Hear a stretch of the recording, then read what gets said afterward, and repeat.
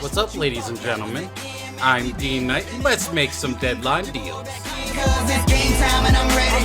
Game time and I'm ready. Yeah, it's game time and I'm ready. Game time and I'm ready.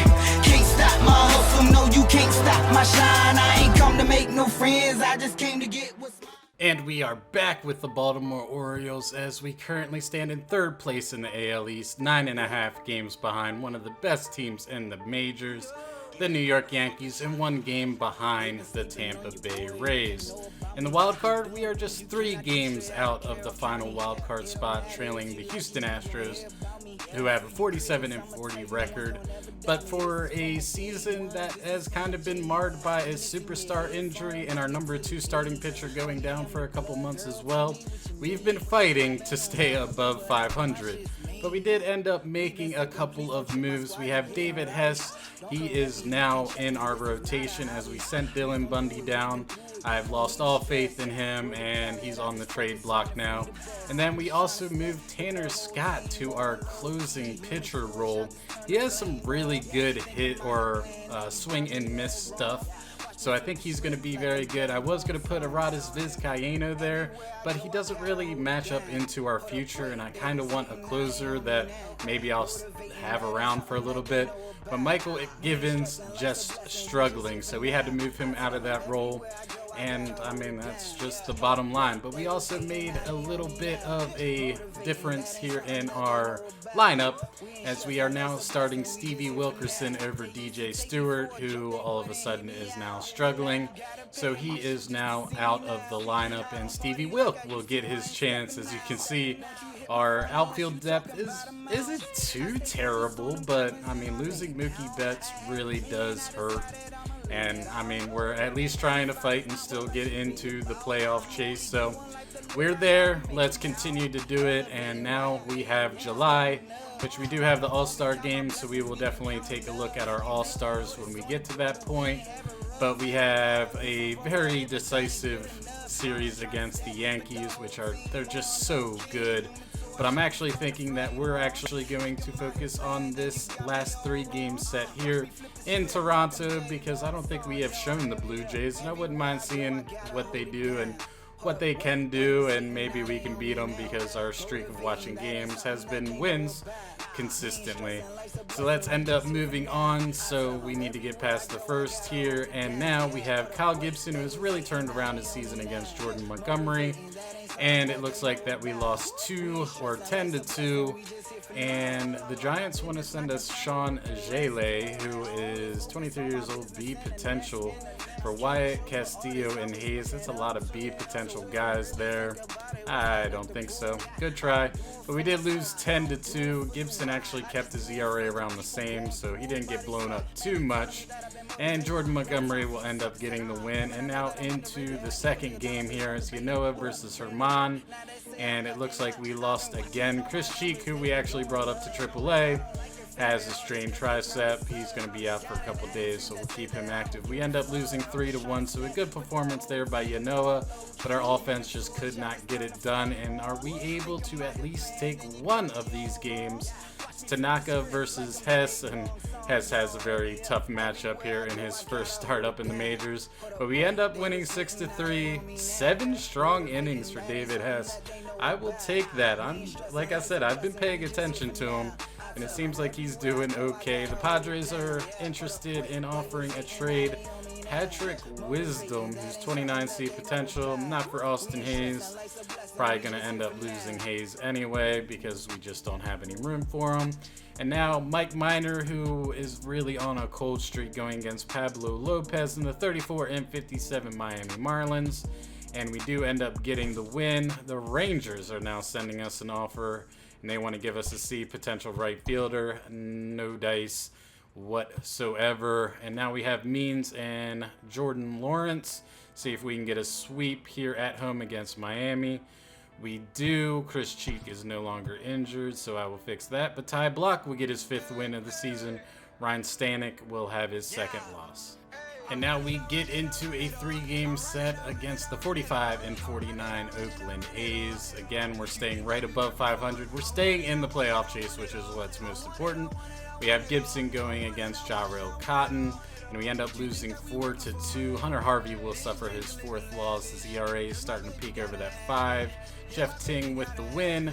The second game, Yanoa versus Sean Manae. Yanoa has been pretty good, and it looks like we actually won 6-0. We beat them so well that they're actually interested in sending a trade for the guy who just lost. Jeff Ting, see potential 32-year-old, but Piscotty might actually be somebody I'm interested in. The potential 30-year-old, how's he looking this year? He's hitting .337, and we kind of need a right fielder. And they want to actually get Michael Givens. I'm not sure if I'm ready to give up on Michael Givens yet. I mean, that ERA is starting to spike a little bit. No, I don't think we're going to give up on Michael Givens. Piscotty is definitely somebody that is definitely worth looking into, however. But anyway, we end up winning 6-0. You know, we'll get his 6th win, and Manaea will get his 7th loss. And now the rubber game before the All-Star game. We have David Hess, who pitched very well in his first outing against the Yankees, against Frankie Montas. And I don't want to play that game, but thanks. And now the Giants are interested in an offer here. Brandon Beachy, 34-year-old B potential. No, I'm not hemorrhaging my future. I might end up going to get a DH bat and putting Hinckley out in the outfield, but we'll have to see how that all just kind of goes on. And Tanner Scott actually ends up getting blown up a little bit. I wonder if he actually ended up blowing that save. And good news, he didn't blow a save, but he has 2 saves and none blown, so I'm not too crazy. I mean, his ERA is jumping up a little bit there. Let's get through the All-Star Game festivities, and we are going to be skipping through the Home Run Derby. The Indians want to send us, Bradley Zimmer. I was looking at him straight up for Dylan Bundy. Is this going to be something that is going to actually be worth it? I think it actually might end up being. He's on the bench right now. He's hitting .271, 3 home runs in 43 games. So he's not really getting any playing time. And Bundy, we're pretty much done and over with. So I believe that this is actually going to be a trade that we are going to accept. We're going to bring Bradley Zimmer to the team. Let me go figure out the lineup real quick. Alright, so getting through All-Star Week now. And yeah, everybody has All-Stars. AL's defeated the NL. Okay, Walker Jean is no longer injured. Has come off the IL. So I'm going to have to take a look at that. AAA All-Star game we don't have to worry about. We don't have to worry about the Eastern League. Let me go fix Walker Jean real quick and get him back in the lineup. And we're going to take a look at our All-Stars. Alright, so taking a look at the All-Stars here. We have nobody starting pitching-wise. I mean, our pitching has been pretty bad. Relief pitchers, nope. Closing pitchers, nope. Catcher, nope. First base, Trey Mancini actually ended up starting over Ryan Healy, who's having a very, very good year. Second base, no. Ooh, Kevin Biggio for the Blue Jays. Third base, Vlad from the Rays because he got traded so quickly. Shortstops, no. Left field, not a chance. Center field, Mike Trout. Okay, right field, Robert Hinckley. He's definitely making a case for Rookie of the Year as he ends up actually getting to the All-Star game, so that's pretty good. What about the NL? Okay, got Strasburg and Corbin in there. Are they both still on the Nats? They are. Relief pitcher Nick Vincent. Closing pitchers, okay. Raisel Iglesias. All right. Catcher Elias Diaz. Okay. Posey Cervelli, Goldschmidt, and Roberto Ramos. All right. Second base, VR. Of course he would. He's hitting .275, 22 stolen bases, 19 home runs. He's having a pretty good year. Third base, Shaw, Brian Anderson. Shortstop, Seager, Turner, and Baez. I mean, cover athlete. He better be making All-Star. David Peralta in left. Center, Robles. Oh, really? Victor Robles. Starling Marte. Right field, Bellinger, Castellanos, Harper, and Eaton. And for AA, looks like we have Derek Switzer made it. I mean, 5-7, 2.28. He's looking pretty sharp down there. Relief pitchers, Cody Carroll ends up making it with his 1.45. Okay, good job, Cody. Closing pitcher Gordon Labine is top. He's looking real good there. Look at that ERA, just beautiful. Catcher, no dice. I mean, our best AA catcher ended up going on the IL. First base, nobody. Second base, nobody. Third base, Gustavo ends up making it with 245, 10 home runs. Okay, shortstop, no dice. Left field, nope. Center field, nope. I've kind of been moving my outfielders out and in, so that probably makes sense. Nobody in right field. And what about AAA? For starting pitchers, and no dice for any of them. Relief pitchers, nope. Closing pitchers, nope. Catchers, Adley Rutschman is up there, hitting 266, 6 home runs, 27 RBIs, 5 stolen bases. He's a fast catcher, look out. First base, no. Second base, no. Third base, no. Shortstop, no. Left field, nope. Center field, nope. And right field, Yusniel Diaz, the only right fielder to end up making it. Okay, I mean, 296, 14 home runs. I have to call him up next year. That's just bottom line. Yeah, now he's going to have to end up, fighting with Bradley Zimmer. But Zimmer might just end up becoming trade bait because, I mean, I have the outfielders. It's just Mookie Betts and the injury really kind of put us behind a little bit. All right, now let's get through the All-Stars here. Raul Alcantara's forearm tightness, but he's going to be out for a couple days. We'll keep him active. And now we have a 3-game set against a 48-49 Milwaukee Brewers team. We're tossing out Mike Minor going against Corbin Burns. And Hannafy will be out for a couple days. We end up losing 6-4. Vizcaíno will get the loss. Claudio with the win. Game 2, we got Woodruff versus Means. Means has done really well here to close out the season, or midway through the season, I guess.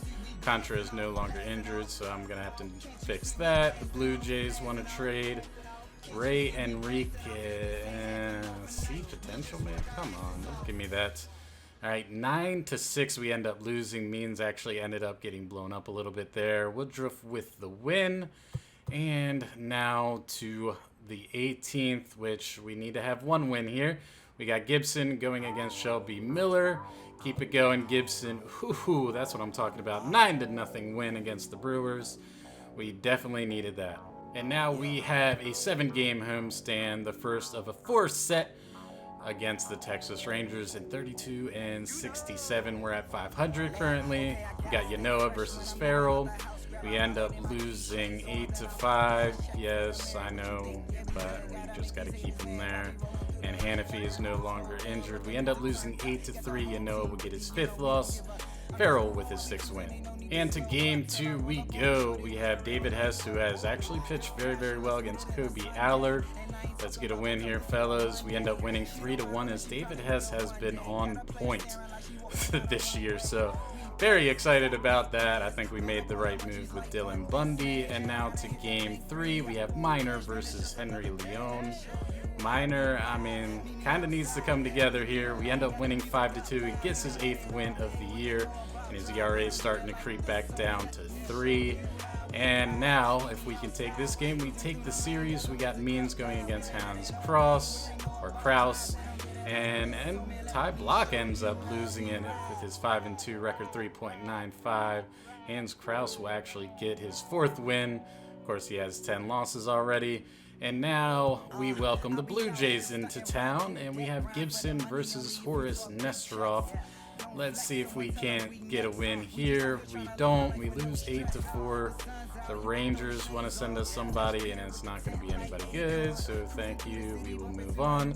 But Gibson will get his 7th loss of the year. He's trying to get that ERA under 5. It's close, but I mean, got to keep fighting it out. We are not doing good against the AL East at all. Now we have Yanoa versus Pannone. Oh, Yanoa, come on, baby. We end up winning 10-0.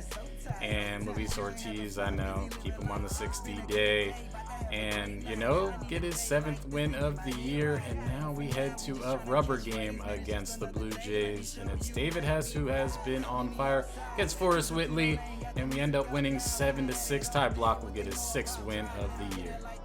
And now we head to the 27th here, which is a mini 2-game set against the Miami Marlins, the 39-66 Miami Marlins. We got Minor versus Caleb Smith, who actually is pitching very, very well, even though he has 9 losses on the year. Hanser Alberto has a knee sprain, day or two. Okay, we end up winning 6-5. Michael Givens will get the win. His ERA is starting to come down a little bit, which is good. Maybe he needed to get out of that closer pressure situation.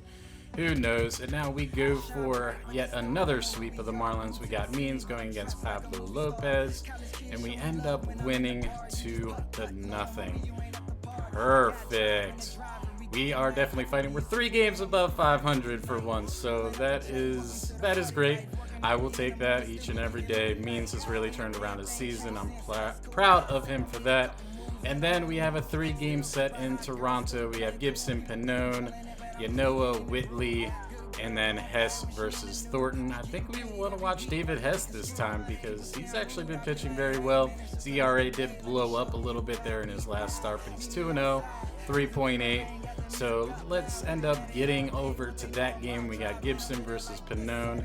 Again, we took 2 out of 3 in Baltimore. Are we able to do it again? We end up losing 2-1. Ty Block will get his 3rd loss. Wilmer Font with the win. And now we got Yanoa versus Forrest Whitley, which we did end up beating Whitley before. And Julio Teheran is now back, so that is perfect. Orlando Batista is back. I like that. Today is the trade deadline. Oh, God bless each and every one. So Hunter Harvey will end up getting the win as we win 6-5. Derek Law ended up getting the loss. And now it is July 31st, which we have David Hess going against Trent Thornton. David Hess, man, gotta give it to him. Today is the trade deadline. I don't think I'm going to be making any other trades here on the July 31st trade deadline. I think we kind of made one move that isn't necessarily going to get us over the top. But we kind of needed another outfielder because, Yusniel Diaz is ready for next year. Mookie Betts is hurt. Cedric Mullins has been playing great.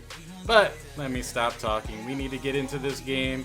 We need to see if David Hess really has what it takes to stick with our rotation, for this year and maybe even next year. And we even have Julio Teheran back, and he was pitching pretty lights out before he ended up getting injured. So let's jump into the game. The 56-53 Orioles versus the 37-73 rebuilding Blue Jays. Let's get it.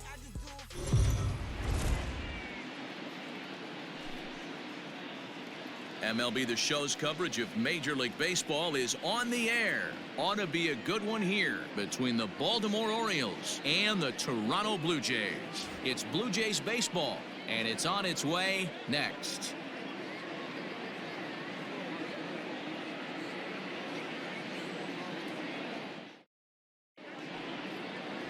Trent Thornton, a right-hander from the Keystone State, gets the ball as the starter in this one. Dan, any thoughts? One of the things that jumps out if you look at that stat sheet, a very high whip coming into this start. One of the things he's going to have to do a much better job, keep traffic off the ball. Tends to carry a lot more. Fastball, strike 3 called, and he's caught looking to begin the afternoon. One thing to know is not all strikeouts are created equal. Right there, he goes down on strikes, but he really made that guy on the mound work for it. And when you're doing that in the first inning. The 1-2 is swung on and missed, strike 3. The main job of the number 1 and 2 hitters is to set the middle of the order up with an opportunity to do some damage. So when you strike both of them out, you're putting yourself in a pretty good position to make it through the teeth of the lineup without a whole lot of stress. You know he's got the green light here. He's looking for something set or cut, and he's looking to do damage. And we'll have the first base runner of the ball game here as that misses, and it's a 2-out walk. The 2-0. High fly ball out to deep right field. Right fielder looking up, still going back. And this one is gone. A home run.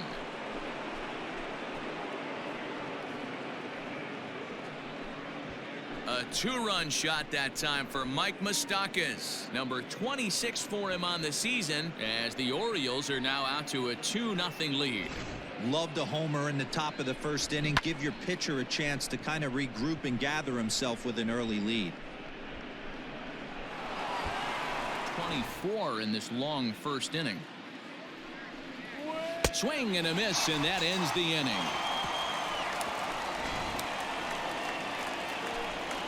But the Orioles strike for two thanks to the two-run home run. On to the bottom of the first. It's now 2-0 Baltimore.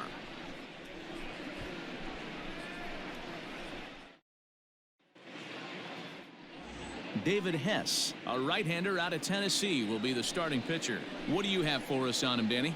Hey, this is a very unique pitcher. He is really tough to hit when runners get into scoring position, and that's one of the reasons why he doesn't give up many runs. We'll see if he can continue to do that on the board, and that's exactly what they did. Little crooked number, a two spot to give their pitcher. Oh, and he took a big swing at that one as this is driven out to deep left center field. See you later. Over the wall, a home run.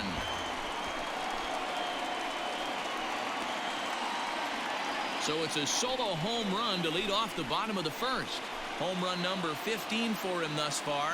And the Blue Jays are on the board. It's now a 2-1 ball game.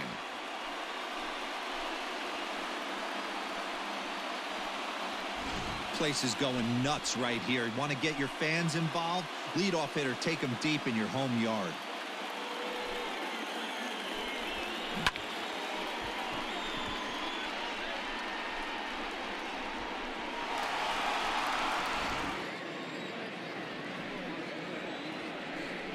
And he struck him out.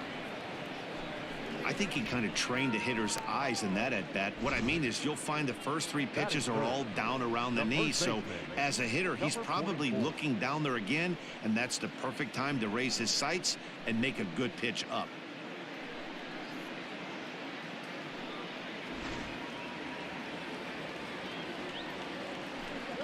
Swing and a miss on the changeup, and there are two gone. This tells me a lot about this guy. He's done a real nice job bouncing back from that home run to strike out the next two guys. Sometimes you're going to get taken deep, but it's all about how you respond that really matters. Now the 3-2 pitch is swung on and missed. Strike three.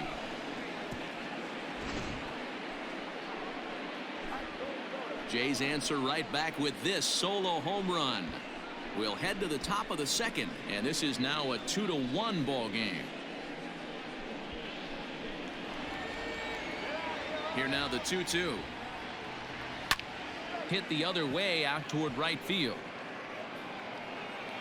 And this will be pulled in just in front of the warning track for the first out. And he misses here for ball four. Already 2 walks surrendered in his first couple of innings of work. Oh, now here's a drive out to the alley.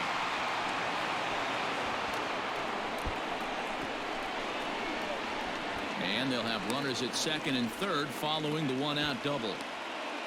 When you drive the ball into the gap like that, nothing but good things can happen. Neither one of the outfielders had the wheels to catch up to it, and he glides easily into second for a double. Now we'll see if the guys behind him can get him in. The 3-2 pitch is a swing and a miss. That's strike three.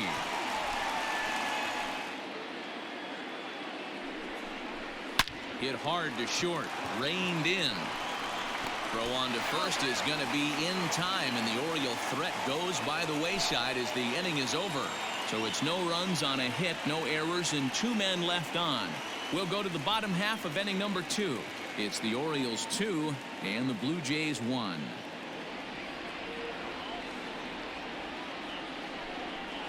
And he got him.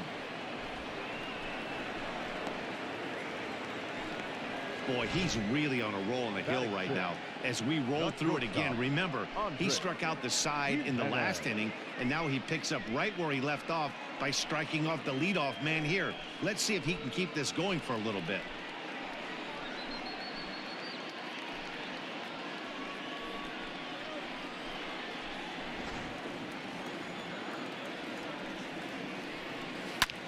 And he gets around on one and hits it high and deep to straightaway right.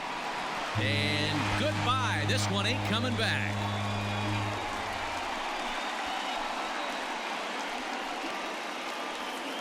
A solo shot here to straightaway right field. 4th home run for him on the season as the Blue Jays have rallied back to tie it at 2.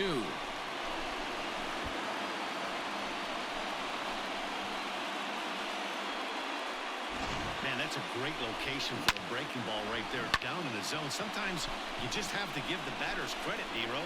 No, you do, Dan. His bat path was so perfect. You could tell. Grounded to first.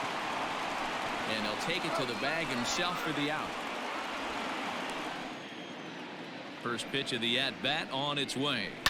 Line towards center field. That gets down. He's got himself a base hit. Dan, how hard is it to massage your way through such a deep lineup? I mean, even the 8-9 hole hitters are solid big league players. You know, Mark, these days you're not seeing a lot of defensive specialists in the infield or outfield. If you're in that starting lineup these days, there's a pretty good job you can swing the bat.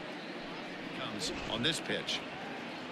Working for the punch out and the offering. Fastball up in the zone, but it's strike 3 called and the inning is over. But the Jays are able to tie things up thanks to the solo home run. We've played 2 and we're deadlocked now at 2 apiece.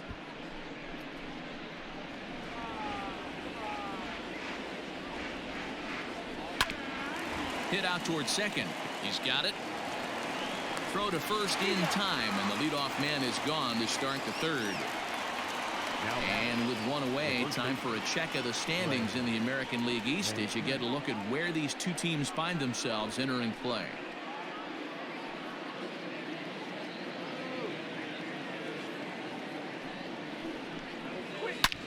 Hard hit ball to second, and that is through into right field for a single. The pitcher got the result he was looking for. Change up down in the zone, gets him to hit it on the ground, but obviously the result wasn't what he wanted. Grounder hit hard down the first baseline. And a sliding attempt at first, but this sneaks by him, a base hit. And they'll have runners at the corners following the 1-out single. Dan, how frustrating that must be. 8-pitch at bat, and he's able to work a base hit. He strike zone. You can either get a strikeout or a potential double play ball. And this is swung on and missed. His 5th strikeout already, and there are 2 gone in the inning. The set and the 1-1. Grounded back up the middle.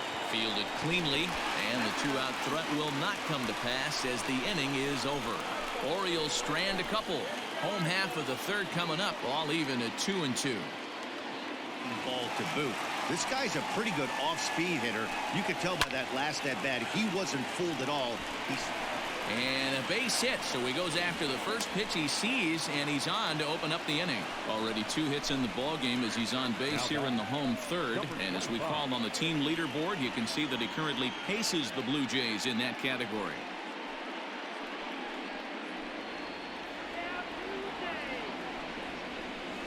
Oh, double play ball to second. 4 to second for 1, but they won't get 2 as he beats the relay to first. Popped him up. Mancini over to his left. He hauls it in without any trouble, and there are 2 away. 0-1 count. Here's the pitch, and he gets him to pop it up on the right side of the infield. And an easy play there from Moustakas, and that ends the inning. Blue Jays held in check, and after 3, it remains a 2-2 tie.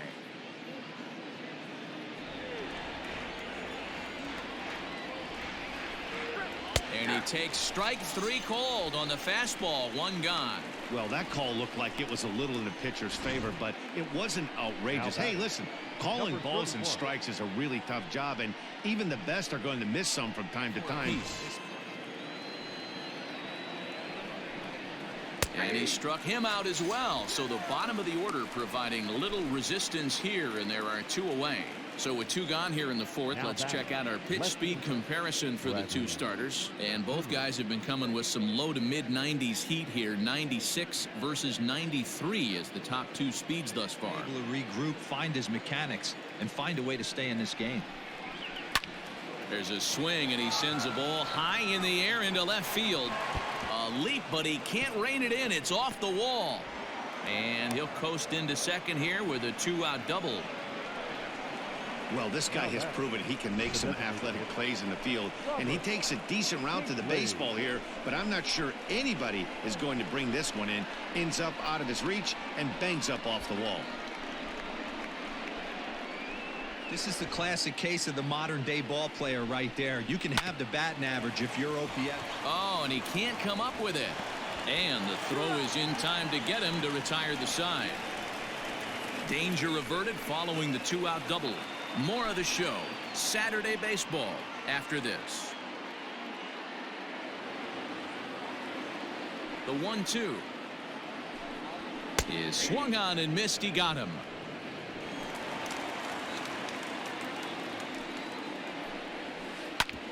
Drilled right back up the middle, and that'll get on through into center, and he's got himself a 1-out hit. Nice execution right there, Dan. Kept his front shoulder in, kept his hands inside the baseball, and ripped the base hit up the middle. And if you're a pitcher right there, you can't. From the belt, kicks and deals. Hit in the air down the left field line. Waiting on it is Zimmer. 2 down.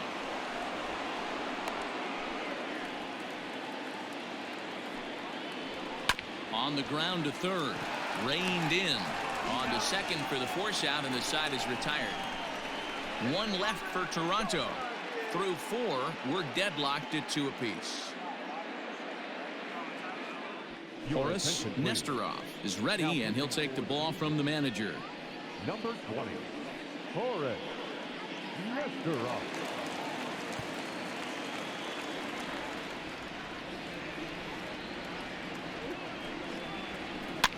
This is hit the other way out toward left field.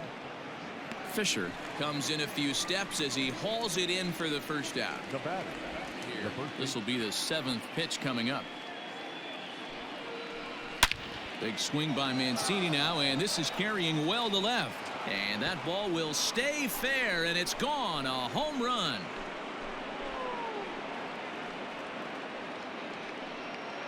So a solo shot down the line in left. 19th home run for him on the season as the Orioles move in front here 3-2.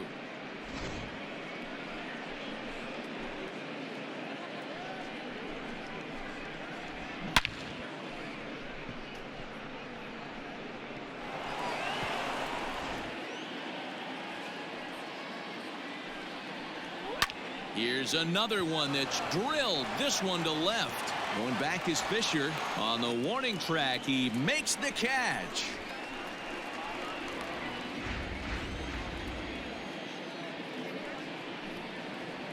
Got him. And he goes down on strikes for the 3rd time. Orioles get a run thanks to the long ball. Bottom of the 5th coming up, and Baltimore has taken a 3-2 lead.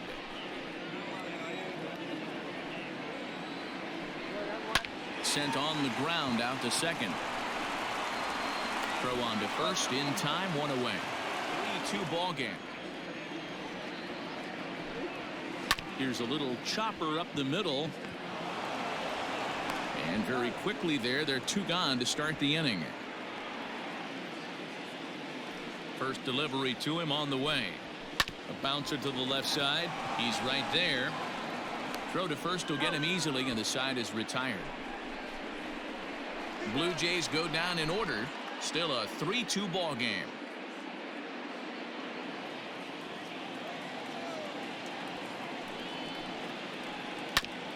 Ground ball sent back up the middle. Oh, what a stop on the slide. Got him. Wow, what a great show of range there. This ball looked like it might get through up the middle, but check out the sliding stop, and that's going to take him right into a good throwing position where he's able to get into the windup. Here comes the 0-1. There's a swing and a drive hit well out to right field. A leap, but this is out of reach and off the wall. And he is in at second base with a one-out double. Everybody in the park, including me, was wondering if this thing was out of here when it left the bat. Well, Matt, I thought it definitely had the height. It just didn't have the distance. The outfielder gives it a great effort, but it's just out of his reach. But he does get the ball back in quickly, holding him to a double. The 1-2 pitch. A bouncer up the middle. He's got it. Throw gets him. 2 down. Looking to keep this a one-run game. The pitch. This is hit the other way out toward left field. Fisher's under it. And the inning is over. 1 left for the Orioles. They're up 3-2. The pitch. High in the air and drifting out to shallow center. Mullins comes on now, and he has it 1 down. Looking to punch him out again. The pitch. Lifted in the air out towards left center. Waiting on it is Zimmer. He hauls it in without any trouble, and there are 2 away. 2 strikes. Something has to give. Here's the payoff pitch. And he struck him out, his 7th of the ball game, and that ends the inning. 1-2-3 go the Blue Jays. They're down 3-2. 2-2. Lofted in the air out toward right center. Long run for the right fielder. He makes the catch. A great effort to get there and record the first out of the inning. He's ready. Here's the first offering. Looped out toward third. And there are 2 away now.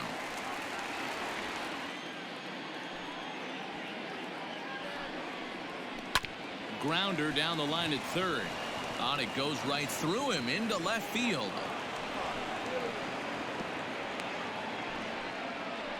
Boy, not a bad way to end the month. He gets his 3rd hit of this game, and I'm not so sure, Mark, he's going to look forward to the calendar flipping to the next month. Yeah, I'll tell you what, Dan, you get The 2-2 one more time. And he chased one there as this is bounced to short. Throw on to second for the force, and the side is retired. 1 hit, 1 left. On now to the bottom of inning number 7. The Orioles are on top 3-2. Richard Blyer will come on in relief here and appear in game number 25 on the year so far.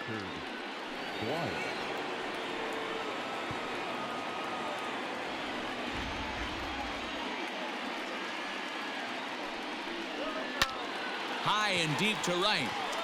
Looking up is the right fielder. Still ranging back. That one is out of here.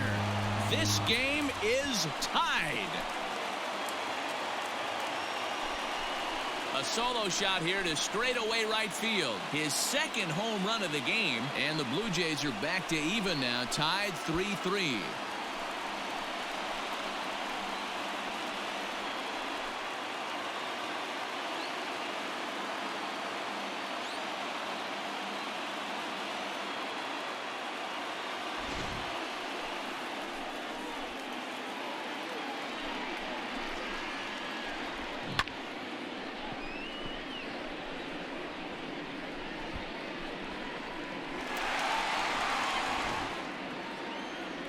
Now here's the pitch.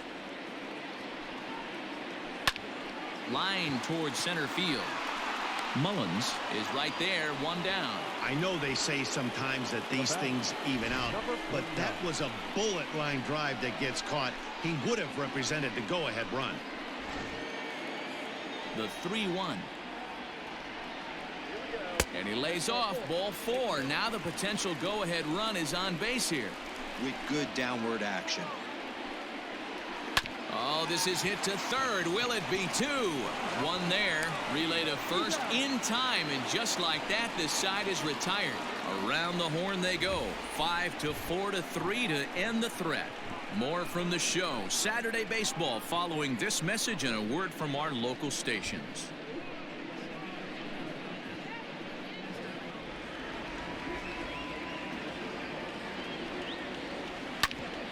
Hit out towards second. Fielded cleanly. And a bit of a high throw that time, but no problem over there at first as they record the victim last time. Ready with the first pitch. Here it comes. This is hit high in the air out toward left center. Number 25 is there, and he makes the catch for the out. Into the wind, the 0-1. Ripped to second base. Reined in. On to first, and this will remain a tie ball game as the inning is over. 1-2-3 go the Orioles. No change in the score. It's 3-3. Ty Blach is on his way into the ball game now as he'll be making his 50th appearance of the year. Number 53, Ty Blach.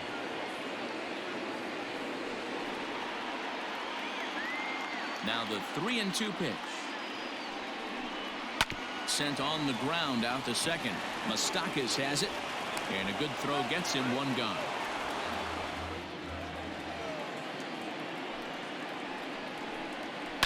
Line drive to center field, but sadly for him this will head straight to the center fielder as he puts it away without much trouble for the second out.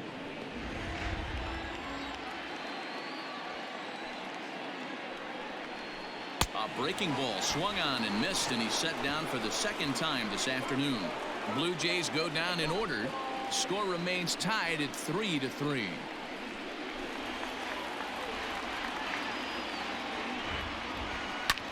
That's lifted the other way out to left. Fisher is there. One quick out to start inning number 9. Ready to deliver. Here's the first pitch. Sent on the ground out to second. Scooped up, and quickly there are 2 away.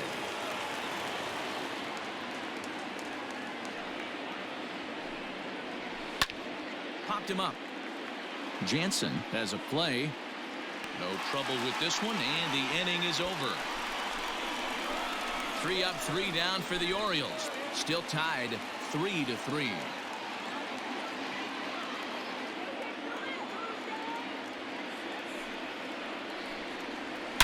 Hard liner to center field, and he'll break through with a solid knock here, his first of the ball game. So that puts the leadoff man aboard to get the inning underway. And there's probably no happier person in the ballpark. Has just collected his first hit in the big leagues, and as is customary, there's the ball being sent into the dugout. Someone will tuck it away for him to put in his trophy case. Yeah, good for him, and congratulations. Listen, he's worked his entire lifetime for this moment, and he's obviously trying to play it cool right now, but you can bet inside his head, he's on top of the world. Derek Fisher the next to bat, and he'll try and get that winning run into scoring position as he puts this one down. Throw's going to go on to first, so a perfect sacrifice there as now the go-ahead run moves into scoring position here.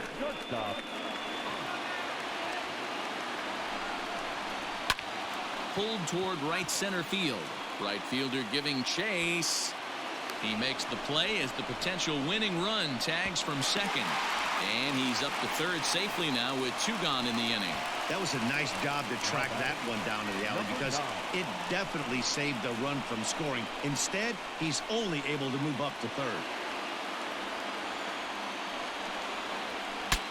Ooh, he saws him off with that one. Throw on to first gets him, and the side is retired. Blue Jays held in check. No change in the score. It's 3-3.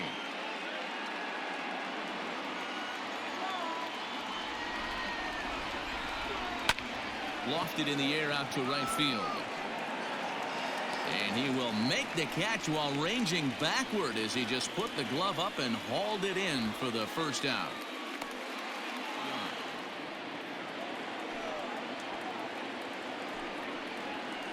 On the ground to the right side, and this will get through into right, and he's aboard with a single.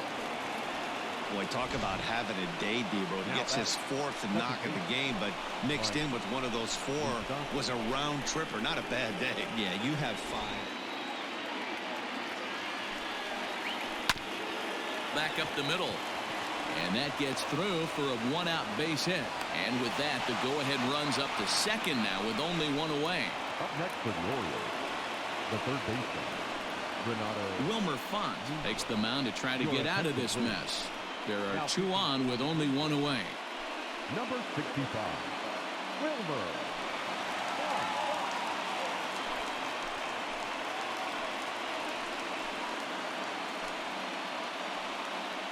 Number 12 will be summoned now to be the pinch runner. Here's the first pitch. Here's a shot to right field, and that's going to be in for a base hit. Mancini grounds third and is striding for home. The relay, throw to second, but he's in there as they jump ahead with a run scoring on the play. Boy, those have to feel really good, D-Row. You get late in the game, you come up with a big RBI base hit right here to give your team the lead. Yeah, no one remembers that ground ball with eyes in the top of the second inning. You want to show up when the game is on the line. Payoff pitch one more time. And there's ball 4. So the bases are loaded, and we'll see how the infield decides to play it here. And this is swung on and missed. A huge out there as the bases will stay loaded with 2 away now. Oh, man, he's been absolutely getting overmatched at the plate the last couple of games. That's his 5th strikeout in this series. On the ground to the right side and through, a base hit. And the insurance run comes across to score from third. Now a 5-3 game. Dan, that's a huge insurance run right there. Has to feel good as a hitter right there to not only get a ribby knock, but to give your team a little bit of breathing room. It does, and it makes your pitcher go out there. 0-2, here it is. And he strikes him out here for out number 3, but the damage has been done as now they'll need some extra inning heroics to pull this one out. So they do strike for 2, but it could have been much worse as they strand the bases loaded. So now we'll see if these guys can get even in the bottom of inning number 10. The Orioles lead it 5-3. Number 12 will remain in the game at second base after coming on as a pinch hitter in the last half inning. Tanner Scott takes the ball, looking to make sure this game goes no further. Save situation here in inning number 10.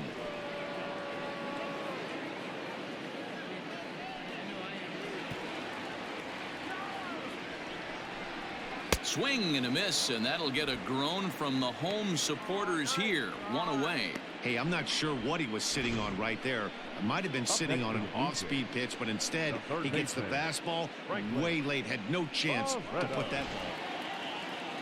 Another full count pitch home, and he takes ball 4. So a good job out of the 9-hole in getting on base as we go back to the top of the order. And a pitch swung on and bounced to Arcia. It's short. To second for 1. On to first, and he rolls the double play ball to end it here as this ball game is over. Hey, it took them an extra frame to do it, but hey, they're not going to complain as they lock up a nice road victory here in 10 innings. 5-3 the final score in this afternoon's game. Ty Blach earns the victory in relief in this one, his 7th of the year. Tanner Scott records the save, his 9th of the year. So that just about does it for Mark DeRosa, Dan Plesac, Heidi Watney, and our entire crew. I'm Matt Vasgersian. You've been watching MLB The Show. For more, make your way over to theshownation.com.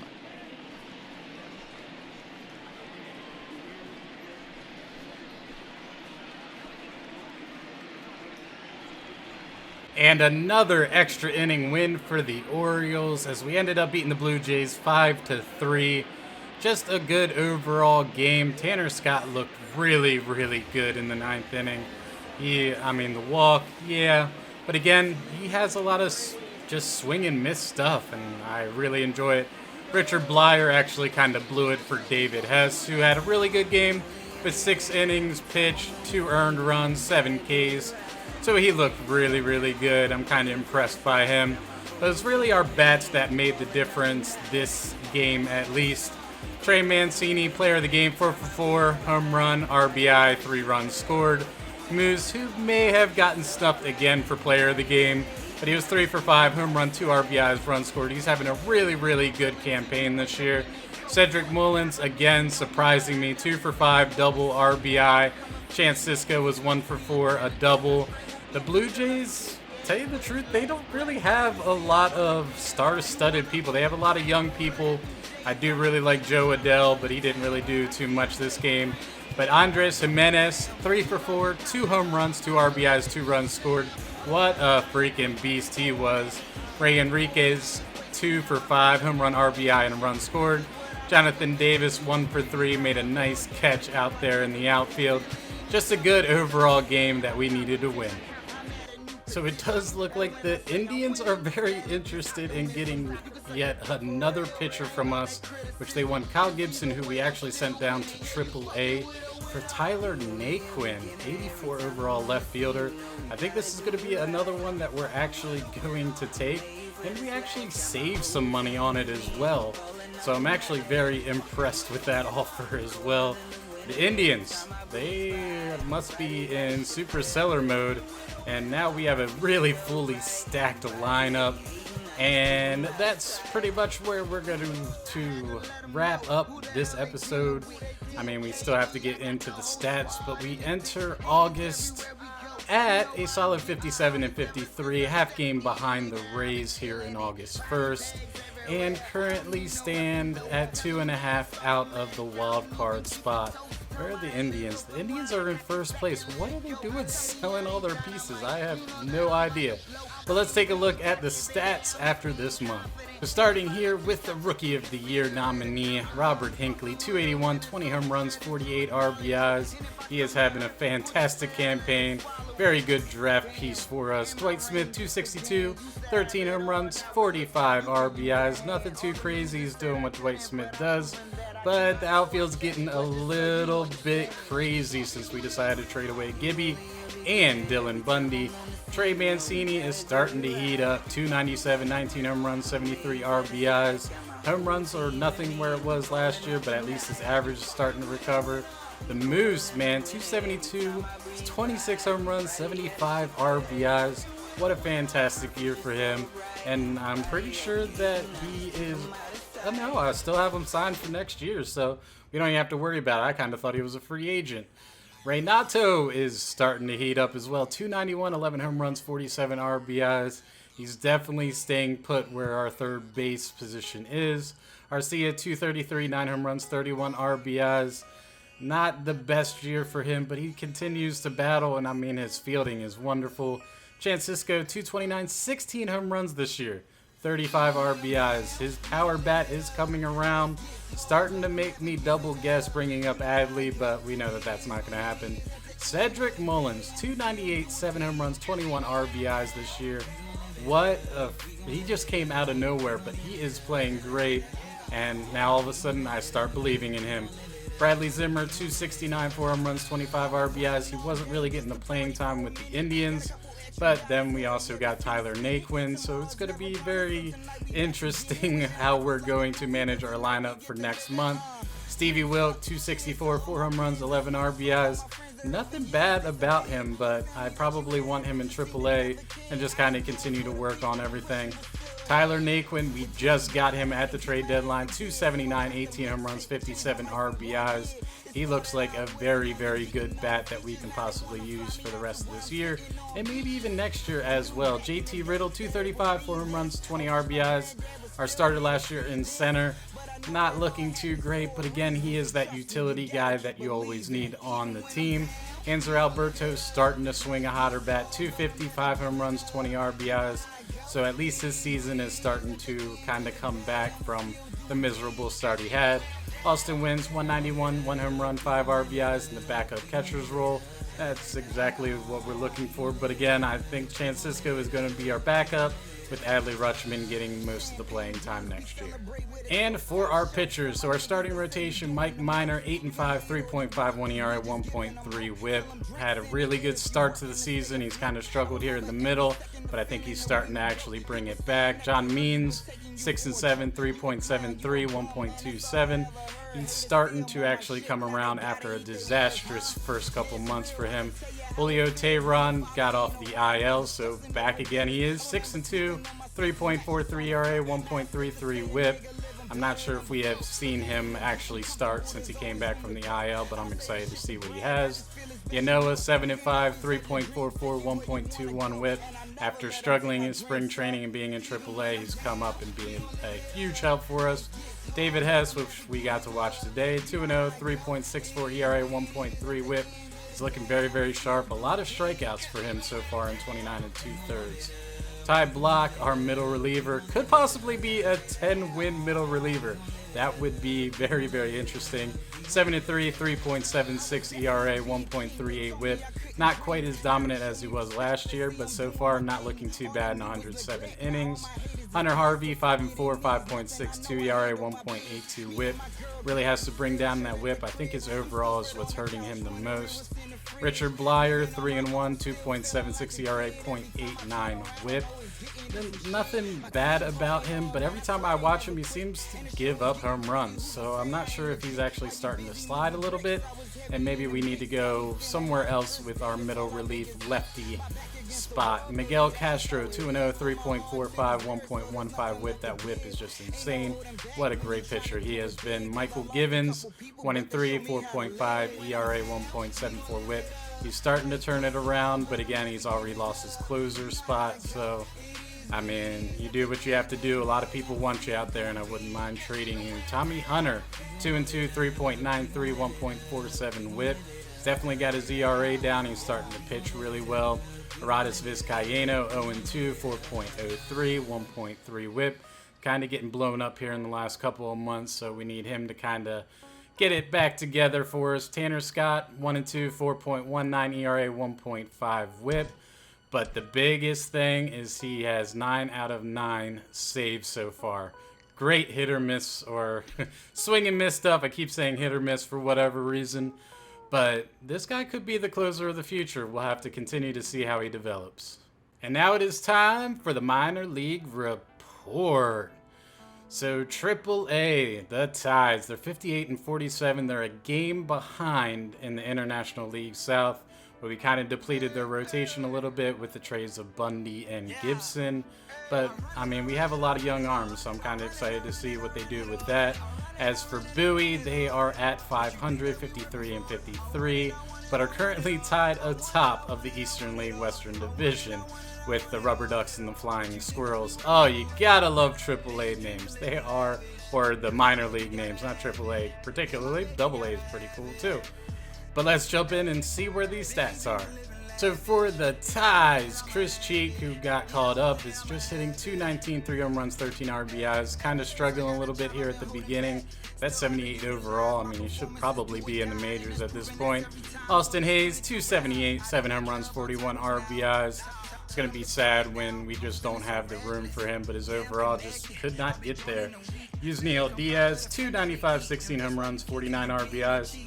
Definitely looking to make the team next year, so our outfield could get even more congested. It's going to be scary. R.D. Navarro, .256, 9 home runs, 38 RBIs, so he's doing pretty well in AAA this year. He's not doing terrible and getting sent down to AA like he did last year. Rio Ruiz, .233, 15 home runs, 32 RBIs. Again, good power. The average isn't there. He's probably going to end up just having to go by the wayside. Adley Rutschman, .282, 7 home runs, 31 RBIs. That's what I'm talking about, my man. You go do your thing. Ryan Mountcastle, .239, 11 home runs, 37 RBIs. Again, the average was really good. Starting to slump again. I mean, I kind of need him there, but Reno is keeping the third base seat warm, and he's looking good. He might not even give it up to Mountcastle. Caden Grenier is just doing wonderful between AA and AAA. Up here at AAA, .287, 4 home runs, 21 RBIs, and 188 at-bats. He looks like a possible second baseman of the future. He's looking really, really good. Walker Jean, .262, 15 RBIs. He's back from the IL. I'm excited to see what he can do for us. Bruce Maxwell is a backup catcher, .178, 6 RBIs. Nothing crazy there. Reinheimer, .238, 1 home run, 17 RBIs.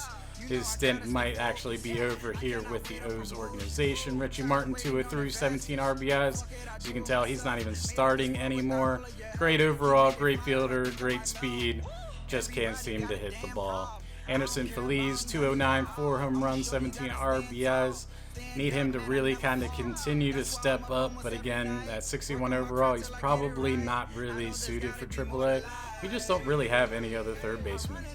As for the Bay Sox lineup, I did send down Santander for Chris Cheek.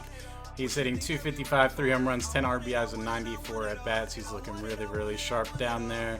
Orlando Bautista, 289, 3 home runs, 11 RBIs, and 121 at-bats. He's looking really good down in Double-A. Might end up having to be up in Triple-A here soon. Gustavo Sandoval, 240, 14 home runs, 59 RBIs. But at least he's not getting hurt like Bautista did. DJ Stewart did go from the majors to Double-A. 231, 2 home runs, 9 RBIs, so he hasn't really woken up yet. Logan Wyatt, 272, 7 home runs, 38 RBIs, looking really, really good for a 59 overall bat. Good for him. Sergio Fiera, 236, 4 home runs, 23 RBIs. His average has been dipping. He's just not hitting the ball like he should be. Jesmail Valentin, 250, home run, 20 RBIs down here in Double-A.